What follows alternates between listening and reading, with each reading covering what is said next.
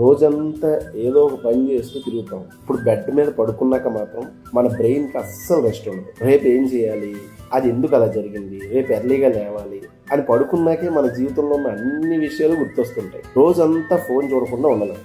పడుకునే ముందు మాత్రం ఒక 5 minutes ఇన్స్టాగ్రామ్ చూస్తా అని అనుకుంటాం. ఆ 5 minutes ఎలా ఒక గంట అవుతుందో మనకే తెలియదు. పైగా ఒక పాయింట్కి ఫోన్ పక్కన పెట్టి ఇక పడుకుని పోదాం అని అనుకుంటాం. అప్పుడే ఏదో ఒక ర్యాండమ్ థాట్ వస్తుంది.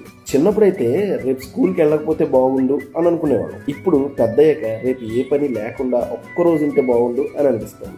ఏదేమైనా రోజు ఎలా గడిచినా చివరికి మనకు కావాల్సింది ఒక ప్రశాంతమైన నిద్ర.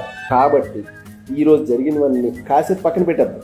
రేపు ఏం జరుగుతుందో రేపు చూద్దాం. సో ఇప్పుడు ఫోన్ పక్కన పెట్టేసి పడుకుని పోదాం అని చెప్పి నేనే ఇంకా ఇన్స్టాగ్రామ్లో వాగుతున్నాను అంటే సరే, నిజంగానే వెళ్తున్నా. గుడ్ నైట్, నిద్రపోండి బాగా. Bye bye.